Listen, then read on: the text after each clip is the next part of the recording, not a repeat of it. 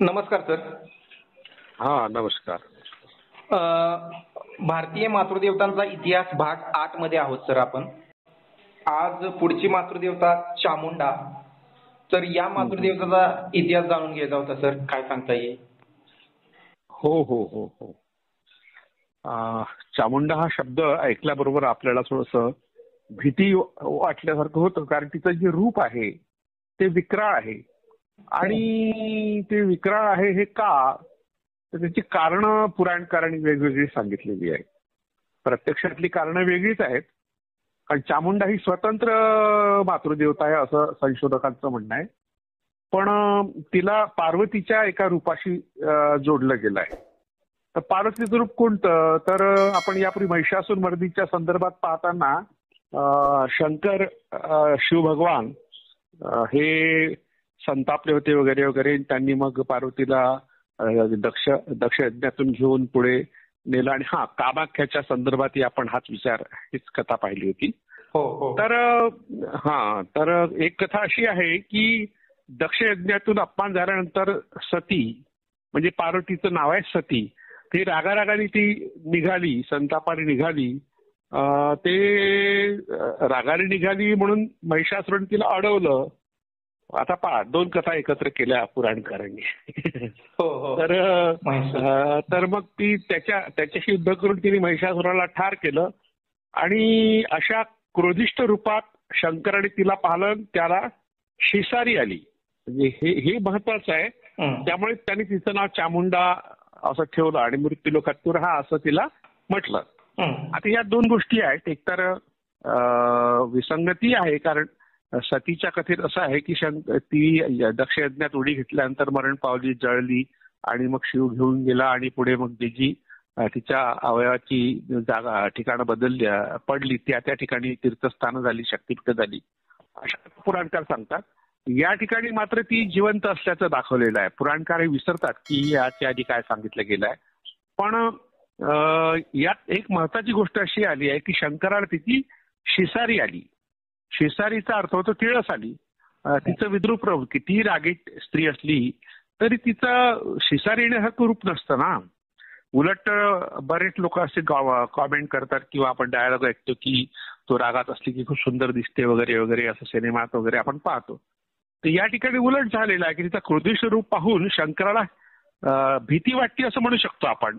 भीती वाटू शकते काय नवऱ्याला बायकोची. पण ती शिसारी आली आणि तिला चामुंडा नाव दिलं आणि मग मृत्यूलोकात राहत. मृत्यूलोक म्हणजे पृथ्वी, अशी एक कथा आहे. आणि एक कथा अशी की शुंभ आणि निशुंभ नावाचे दैत्य होते, दोन राक्षस, आणि इंद्राने त्यांचा पराभव केला आणि तो स्वर्गाचा राजा, इंद्राचा पराभव केला शुंभ, ते स्वर्गाचे राजे झाले.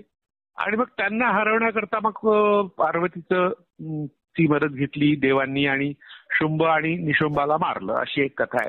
दुसरी एक कथा अशा की चंडमुंड नावाचे राक्षस होते आणि त्या राक्षसांना तिने मारलं. म्हणजे ह्या कथा अशा का बनवल्या लोकांनी, कारण त्याने चामुंडा शब्दाचा अर्थच नाही कळला. पुराणिकांना तो अर्थ न कळल्यामुळे अशा वेगळ्या प्रकारच्या कथा तयार झाल्या.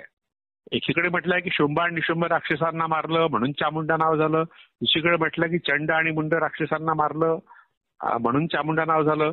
आणि दुसरीकडे आपण पाहिलं की शंकराने तिला नाव ठेवलं चामुंडा. म्हणजे यात ती रागावलेली आहे हे तर स्पष्ट आहे. पण मुंडा हा शब्द फार महत्वाचा आहे. आता मुंडा म्हणजे कवटी, म्हणजे आपलं स्कल, मानवी कवटी, शिर. तर शिराशी संबंधित ही कथा आहे मुळात सगळ्या कथा. आणि याच्याशी संबंधित एक संप्रदाय आहे. शाक्त संप्रदायामध्ये एक अतिशय कठोर किंवा उग्र संप्रदाय मानला जातो, कापालिक नावाचा.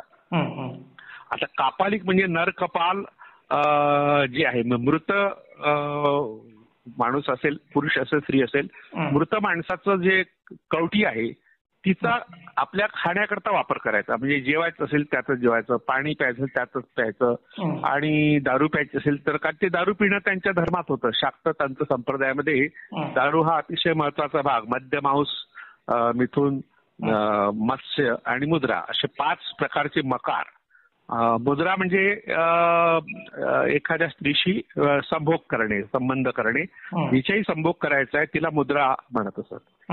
आणि मग दारू वगैरे तर त्यात आहेच.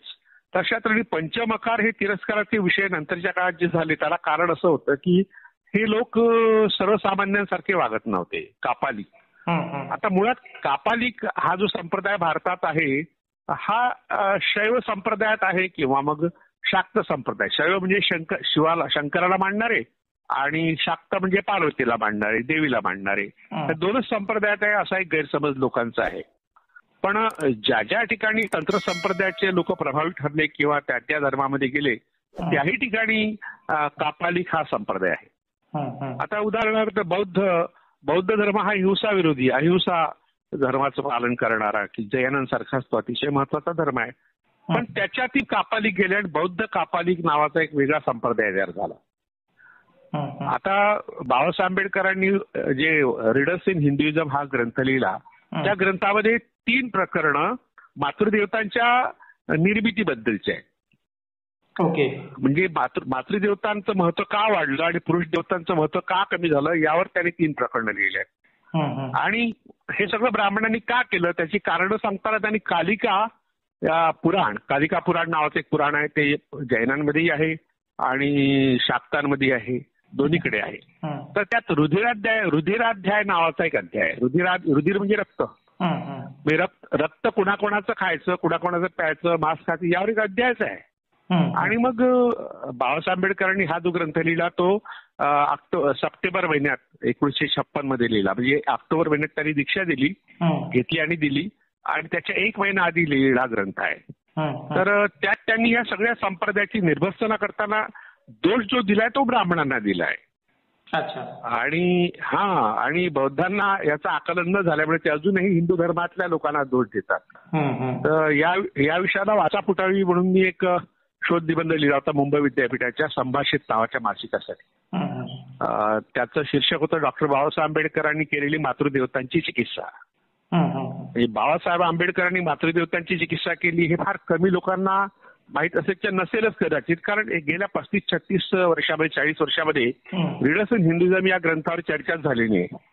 आणि जेव्हा चर्चा झाली तेव्हा फार मोठं रान उठलं आणि मग बौद्धांनी आंदोलनं केली, शिवसेना वगैरे हिंदूंच्या संघटनांनी आंदोलन केली, मोठा गोंधळ 1987-88 मध्ये झाला होता. तर म्हणून त्या ग्रंथाकडे पुन्हा दुर्लक्ष झालं. तो ग्रंथ 1956 मध्ये लिहिला आणि 1987 मध्ये महाराष्ट्र शासनाने प्रकाशित केला, म्हणजे 35 वर्षानंतर प्रकाशित केला. त्यानंतर आता 40 वर्ष होत आहे तरी अजून त्या ग्रंथावर चर्चा होत नाही. त्याला कारण अनेक असली तरी एक महत्वाचं कारण आहे की हा जो कालिका पुराणातला रुधिराध्याय आहे वर्णन त्यांनी केलंय त्या वर्णनामुळे चर्चा होत नाही. तर हे नाजूक जागेचं दुखणं आहे. पण त्याला हात तर कोणीतरी लावावा लागतो ना. तर डॉक्टर लोकांनी लावायला पाहिजे म्हणजे ते दुखणं नाहीसं होतं. तर मी स्वतःला डॉक्टर समजतो या अर्थाने की मला चिकित्सा करणं आवश्यक वाटतं. तर ह्या चिकित्सेच्या ओघात मग मी ही सगळी माहिती त्या ठिकाणी दिली. पण एक लक्षात माझ्या आलं की बाबासाहेब आंबेडकरांना बौद्धांमध्येही कापालिक संप्रदाय होता हे माहीत नसावं.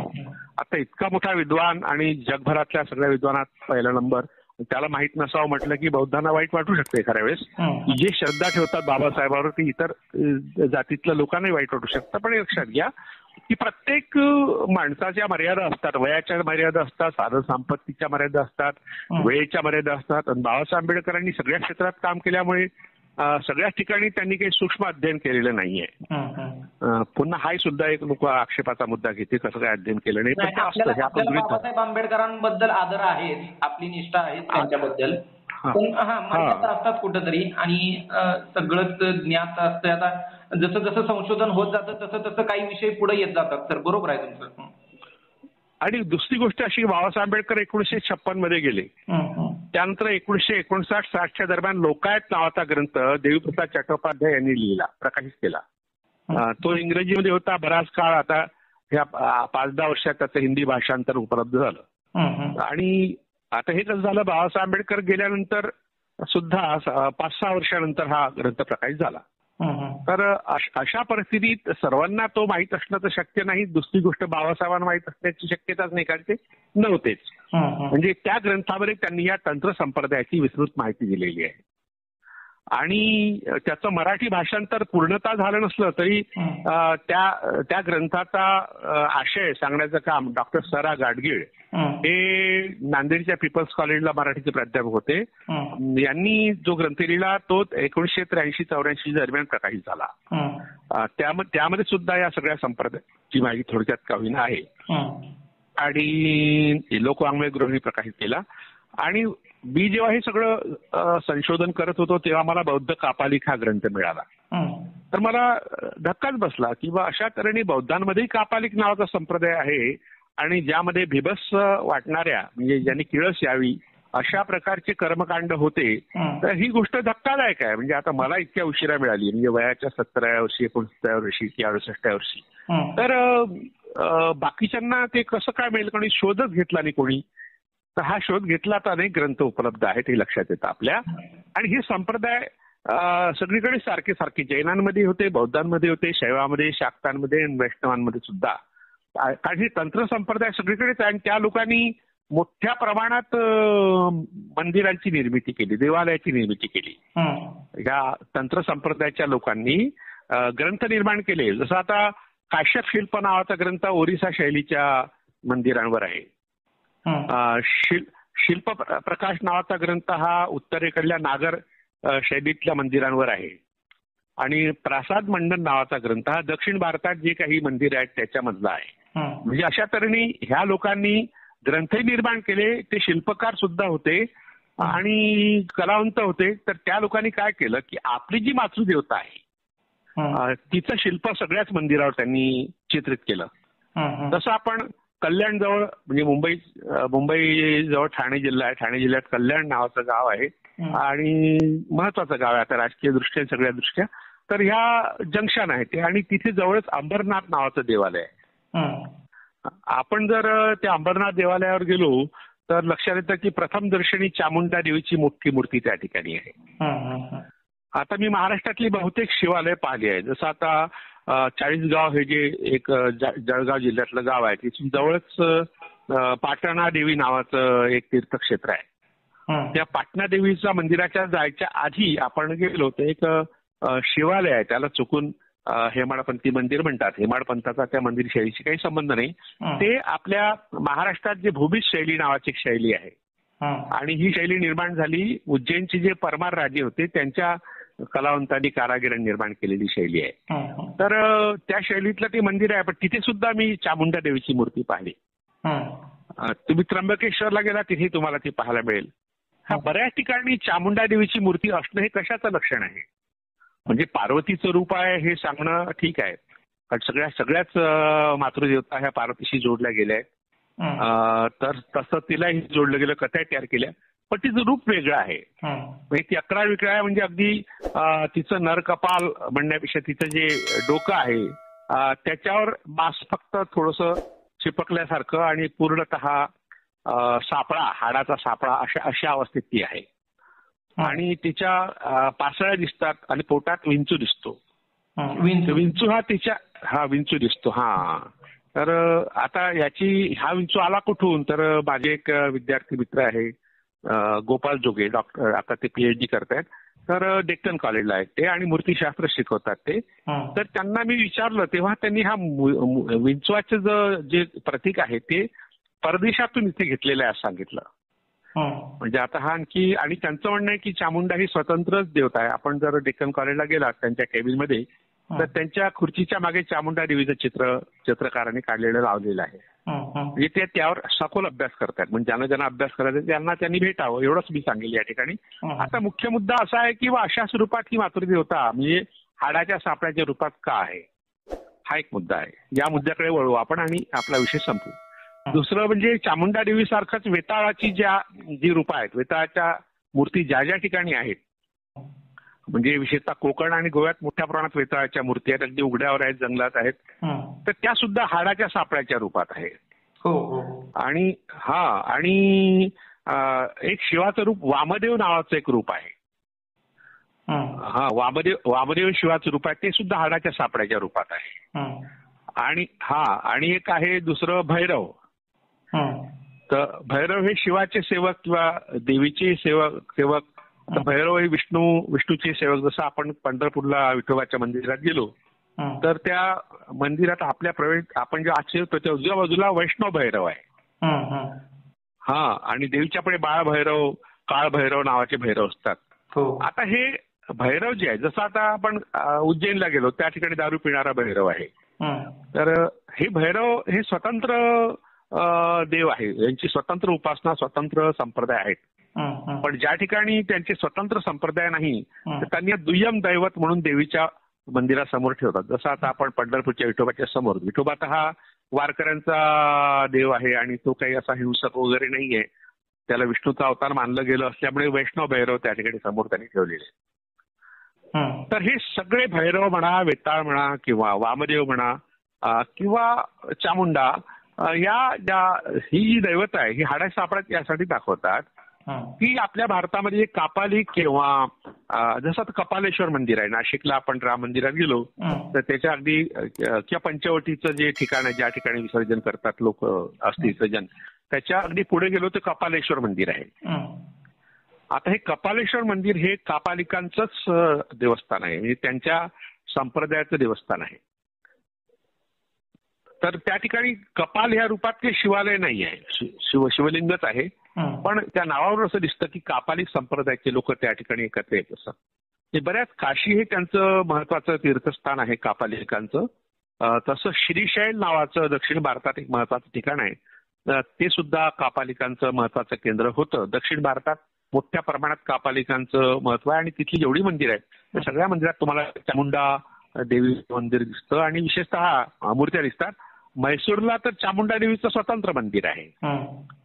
आणि हे जे जैनांचा बाहुबली जो आहे आपल्या श्रवण बेळगोळ, ह्या श्रवण बेळगोळचा जो बाहुबली मूर्ती त्या मूर्तीच्या खाली गंगाराजे सुत्ताले करवी आले, चामुंडराय करवी आले. चामुंडरायांनी ते घडवलं, ती मूर्ती घडून आणली. हे अशा तऱ्हेने कोणाची मूर्ती आहे? जैनांच्या बाहुबलीची आहे.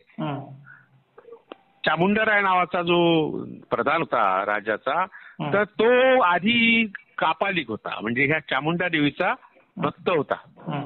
हा, आणि त्यामुळे मग नंतर तो जैन झाला. जसं आता अनेक देवता जैनांमध्ये गेल्या तसं चामुंडा सुद्धा गेलेली आहे. तर हा शिलालेख मराठीतला सर्वात जुना शिलालेख मानला जातो, ज्या शिलालेखाचा मी उल्लेख केला. तर चामुंडा इतकी लोकप्रिय का, हा एक मुद्दा अनेकांच्या मनात येऊ शकतो, कारण तिच्याबद्दल फारशी माहिती उपलब्ध नाहीये. तरीही लोकप्रिय आहे ती आणि बहुतेक मंदिराच्या समोर ती असते. त्याला कारण हा जो कापालिक संप्रदाय आहे तो प्रेत पूजा करीत असे. म्हणजे आता काशीला आपण गेलात तर त्या ठिकाणी आपण पाहतो अनेक लोक मरायला काशीला जातात. म्हणजे तिथे मेलं की शिव स्वतः येतात आणि त्यांना तो काय मंत्र आहे तो देतात त्यांच्या कानामध्ये. आता मेलेला प्रेताच्या कानात कोणता मंत्र सांगणार आहे आणि त्यातून त्याला मग मुक्ती मिळते वगैरे वगैरे, अशा प्रकारची कथा आहे. तर लोक तिथे मरायला जातात. मग बऱ्याच ठिकाणी काही तिथे असे वसतिगृह किंवा आपण धर्मशाळा आहेत की जे आता मरणासन्न लोक आहेत त्यांना राहण्याची व्यवस्था त्या ठिकाणी. आता केव्हा तरी ते मरणार आणि तिथे त्यांना मग मुक्ती मिळेल, म्हणजे शिवाच्या रूपात ते विलीन होतील किंवा कैलासाला जातील वगैरे वगैरे, ह्या कथा तयार केल्या जातात. या कथेला विरोध करण्याकरता कबीर हा तिथेच राहणारा होता आणि त्यांनी काय केलं की असं काही नसतं बा, म्हणजे आता कबीर हा 400 वर्षापूर्वीचं एक मोठं व्यक्तिमत्व, 500-600 वर्षापूर्वीचं. तर त्यांनी काय केलं, काशीच्या जवळ मगहर नावाचं गाव आहे, तिथे जाऊन तो मेला. म्हणजे आता काशीत मरून शिवामध्ये विलीन होणं, कैलासात जाणं, कैलासवासी शब्द वापरतो आपण यासाठी, जे शिवाचे पूजक आहे ते कैलासवासी आणि जे विष्णूचे पूजक आहे ते वैकुंठवासी. हा, तर आता बौद्ध लोक सुद्धा आपल्या धर्मातला कोणी मेला त्याला बुद्धवासी म्हणतात किंवा मुस्लिम लोक त्यांच्यापैकी कोणी मेला तर पैगंबरवासी म्हणतात किंवा ख्रिश्चन लोकांसुद्धा ख्रिस्तवासी म्हणतात. वास्तविक ख्रिश्चन, मुस्लिम आणि बौद्धांमध्ये मृत्यूनंतर जी स्वर्गाची कल्पना आहे ती आहे, वेगळ्या पद्धतीने आहे. बौद्धातच नाहीतच मुळात. बौद्धामध्ये मृत्यूनंतर जगच नाहीये, त्यामुळे तिथे बुद्धवासी कुठे जाईल तो माणूस काही सांगता येत नाही. तसं जातच नाही, तो मातीत जातो किंवा अग्नीत जातो किंवा हवेत विरघळून जातो. तर ख्रिस्त आणि हे जे मुस्लिम लोक आहे यांच्यामध्ये स्वर्गाची कल्पना आहे, पण तो निकाल लागायचा आहे अजून. त्यांना स्वर्गात पाठवायचं की नरकात पाठवायचं हे अजून ठरलेलं नाही. कोणत्या धर्मात? ख्रिस्ती आणि मुस्लिम धर्मात. अच्छा. म्हणून ते मुस्लिम लोक बरेचदा मधून एक असं घोषणा करत असतात की कयामत का दिन आने वाला आहे, म्हणजे लवकरच आता निर्णय लागेल तुम्हाला कुठे पाठवायचं. म्हणजे अशा तऱ्हेने निकाल न लागल्यामुळे अशा अनेक पेंडिंग केसेस कब्रिस्तानामध्ये आणि ग्रेव्हयार्डमध्ये झोपलेले आहेत. तिथे लिहिलं असतं की आता हा माणूस झोपलेला आहे, याचा आत्मा झोपलाय. तर अशा तऱ्हेच्या ह्या मृत्यूबद्दलच्या संकल्पनाशी संबंधित कापालिकांच्या एकंदर संप्रदायाचा संबंध आहे. तिथे मात्र काही विकृती अशा आहे काशीमध्ये. आता मी जेव्हा टीव्हीवर अनेक कार्यक्रम पाहिले हिस्ट्री चॅनलमध्ये किंवा नॅशनल जिओग्राफीमध्ये, तर तिथे प्रेतांची ते पूजा करतात आणि प्रेत खातात ते लोक. म्हणजे मेलेल्या माणसाला खाण्याचा एक प्रकार कापालिकांमध्ये आहे आणि ते सांगतात आम्ही काय खाल्लं आज. तर अशी विकृती आजही आहे. आपण ज्या काळात हे सगळं चर्चा करतोय त्या काळात काशी हे काही खूप दूर नाही, वाराणसी ज्याला आपण अलाहाबाद जवळ आहे 1 तासाच्या अंतरावर, तर त्या ठिकाणी या कापालिकांच्या परंपरा अजूनही आहे. हे विकृत रूप आहे, म्हणजे याचं समर्थन तर कोणीच करू शकत नाही. पण मुळात जगातल्या अनेक देशांमध्ये, विशेषतः नायजेरिया सारख्या देशामध्ये तोरजा नावाची एक जमात आहे त्या ठिकाणी. तर ते लोक तिथे गाडण्याचीच प्रथा आहे. आदिवासीमध्ये गाडण्याची प्रथा आहे, ख्रिश्चनांमध्ये आणि मुस्लिमांमध्ये आहे. तर ते काय करतात की दर 5 वर्षांनी ज्या माणसाला गाडलाय, आपला जो पूर्वज आहे, म्हणजे वडील असतील, आई असेल, मुलगा असेल, मुलगी असेल, तर त्यांना बाहेर काढतात. त्या प्रेत गाडलेल्या ठिकाणी ते शवपेटिका असेल तिथून बाहेर काढतात आणि त्याला स्वच्छ करतात. अगदी केमिकल वगैरे वापरतात, त्याला कपडे घालतात आणि त्याच्या आवडीच्या गोष्टी आहेत. त्याला जर सिगारेट ओढणारा दुसरं सिगारेट ओढून मेला असेल त्याला पुन्हा सिगारेट ओढायला देतात. त्याला गॉगल लावायची असते, गॉगल लावून घेतात. असे फोटो काढणारे लोक आपल्या मृत पूर्वजाची पूजा करून किंवा त्यांना अशा तऱ्हेने घरात कुटुंबात 4-5 दिवस ठेवतात आणि पुन्हा मग सगळ्या केमिकल वगैरे लावून त्याला त्या शवपेटिकेत ठेवतात.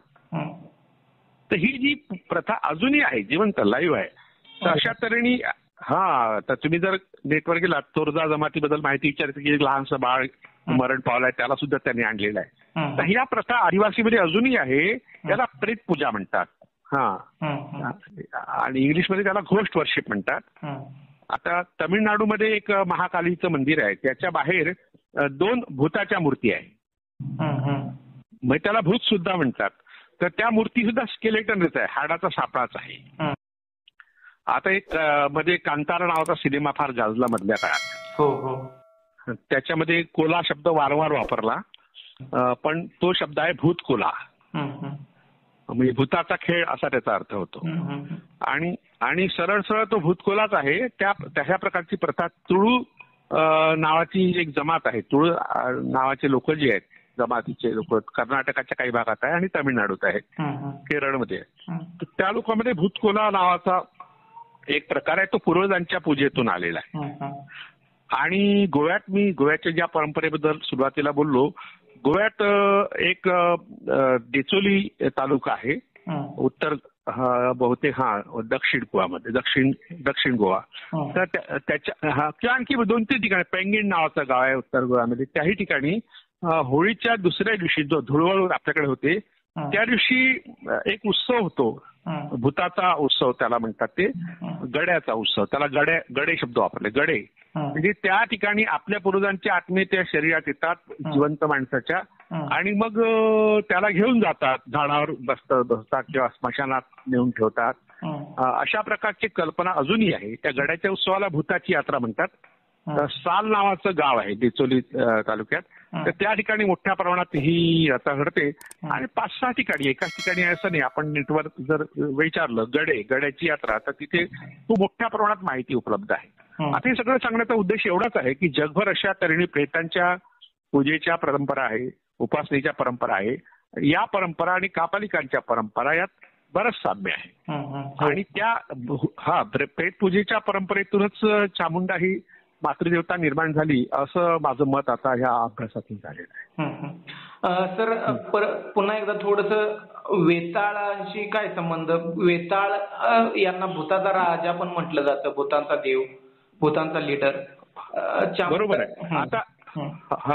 आता वेताळ जसं आहे ना, वेताळ जसं आहे गोव्यामध्ये, तसं मसन देवी नार्वे नावाचं तिथे गाव आहे.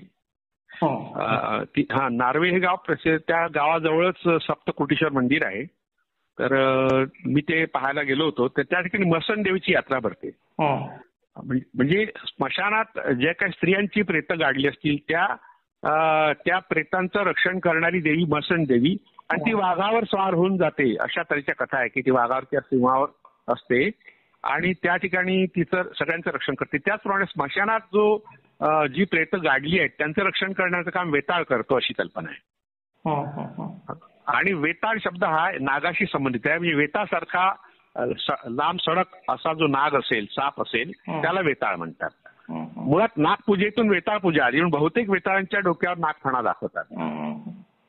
शिवाच्या डोक्यावर आहे की विठोबाच्या डोक्यावर नागफणा आहे, बुद्धाच्याही डोक्यावर आहे, विष्णूच्या डोक्यावर आहे किंवा पार्श्वनाथाच्या डोक्यावर आहे. सगळ्या ठिकाणी नाग हे कसे शेतकरी वर्गातले लोक असल्यामुळे नाग ज्यांचं कोडचिन्ह आहे, सगळ्या ठिकाणी नागाला त्यांनी जोडलेलं आहे. तर हा वेताळ जो आहे तो नाग पूजेच्या नाग कुलचिन्ह परंपरेतल्या लोकांचं ते दैवत आहे आणि प्रेत पूजेतून आलेलं आहे ते. नागवंश पुढे आला ना, म्हणजे नागाचं ते प्रतीकच आहे ना नागवंशात. नागवंश हा जो शब्द आहे, वंश शब्द थोडासा पारिभाषिक दृष्ट्या चुकीचा आहे. वंश संकल्पनाच चुकीची आहे. आता वंश संकल्पनेलाच नाकारलाय अभ्यासकांनी. तेव्हा पूर्वी मानववंशशास्त्र नावाचा शब्द होता अँथ्रोपॉलॉजीसाठी. आता वंश शब्द काढून टाकला, आता मानवशास्त्र म्हणतात त्याला. आणि जे काही वंश पूर्वी होते त्यात नागवंश नावाचा काही वेगळा वंश नव्हता, आपल्यासारखीच ती माणसं होती. सर पुन्हा एकदा चामुंडाचा आणि महिषासूर मर्दिनी संबंध. तर हा यासाठी जोडला की चामुंडा ही देवी पार्वतीचं उग्र रूप आहे असं स्वीकारलं आणि कापालिकांनी काय केलं की ते ज्या कपाळाला मानतात, नर कपाळाला मानतात, त्या हाडाच्या सापळ्याला मानतात, ते सगळ्याच दैवतांना त्यांनी असं सापळ्यासारखं करून टाकलं. वेताळाला केलं, शिवाला केलं, पार्वतीलाही केलं. म्हणजे आपल्या नजरेतून त्यांनी पाहिलं. आता जगभर ज्या परंपरा कापालिकांच्या होत्या आता त्या नाहीयेत. त्या ठिकाणी असं होतं मुळात त्या परंपरा ज्या आहेत त्या आपल्या शत्रूला मारल्यानंतर त्याच्या कवटीतून अन्न खायचं, त्याच्या कवटीतूनच दारू प्यायची. या परंपरा जगातल्या इतर ठिकाणी कापलेल्या कवट्या सापडलेल्या आहेत. म्हणजे आरिगी कापलेल्या कवट्या, जे किंवा नरमांस भक्षक जे होते, कॅनिबॉल्स होते, भारतात होते की नाही याबद्दल लोकांमध्ये वाद आहे. पण माझं असं मत झालेलं आहे की भारतात ते असावेत. पण कापालिकांच्या ज्या परंपरा आहेत त्यातून दिसतं की नरमांस भक्षक हे कॅनिबॉल्स भारतात सुद्धा होते. आपण पाहतो आफ्रिकन देशांमध्ये मोठ्या प्रमाणात ते दिसतात. तर अशा कापलेल्या कवट्या सापडल्या उत्खननामध्ये. त्यावरून संशोधकांनी असं मत तयार केलं आहे की बा आपल्या शत्रूच्या कवट्या कापून, शत्रूंना मारून त्याच्या कवट्या कापून त्याच्यावर पण विजय मिळवला असं दाखवण्याकरता ते त्या कपाळात किंवा मग त्या कपाळात ते पाणी पित होते किंवा दारू पित होते किंवा जेवण करत होते. बऱ्याच ठिकाणी अशा नरकपाळाच्या प्रतिकृती गळ्यात लटकवायच्या. जसं काली माता जी आहे, कालिका, तर तिच्या गळ्यात सुरुवातीच्या काळात ब्राह्मणांची डोकी होती, विशेंड्या अशी दाखवली होती. नंतर मग ब्राह्मणांनी बदलवलं सगळं, पुराणात कथा बदलवली आणि मग ते राक्षसाच्या मुंडक्या आहेत, नरमुंड माळा, त्याला नरमुंड माळा म्हणतात. ते शिवाच्याही गळ्यात नरमुंड माळा दाखवतात. हे सगळं का आलं? कापालिक संप्रदायाच्या प्रभावामुळे अशा प्रकारच्या दैवतांच्या कथाही बदलल्या आणि त्यांची रूपही बदलली. सर मग आता महिषासूर मर्दिनी चामुंडा एकच म्हणायला, म्हणजे तिचं दुसरं रूप आहे म्हणायला हरकत नाही. आता पुराणांनी म्हटलंय म्हणून आपण म्हणायला हरकत नाही, कारण शंकरांनी तिला तसं महिषासूरला मारल्यानंतर त्याला शिसारी आली असं म्हटलंय. आणि महिषासुराशी संबंध जो आहे म्हणजे चामुंडे आपल्या देवीचा, पार्वतीचा, तर तो संबंध तशाच प्रकारची कथा चामुंडेचीही आहे.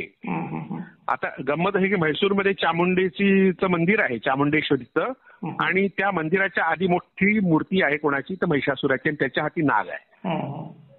म्हणजे नागाचा संबंध महिषासुराचा असला पाहिजे. नाग कुलचिन्ह आणि महिष म्हणजे रेडा ज्याचं कुलचिन्ह आहे, अशा लोकांचा संघर्ष ज्या शक्तीपूजकाशी झाला, म्हणजे देवीच्या पूजकाशी झाला, त्यातून ह्या कथा तयार झाल्या. ह्या कथा आहेत, हे लक्षात घ्या.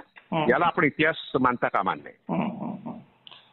ठीक आहे. मग कालिका देवी, महिषासूर मर्दिनी, चामुंडा, तुळजापूरची तुळजाभवानी, हे त्या लोकांनी कथातनं त्या रूपांना नावं दिलेली आहेत म्हणायला हरकत नाही. बरोबर. ठीक आहे सर. चामुंडा देवीबद्दल आजच्या भागात जाणून घ्यायचं होतं. तुम्ही सविस्तर असं स्पष्टीकरण दिलं याबद्दल. चामुंडा देवीचा इतिहास, त्याबद्दलच्या कथा, मिथक, पुराण कथा जाणून घ्यायला मदत झाली या भागातून. वेळ दिल्याबद्दल खूप खूप धन्यवाद. धन्यवाद.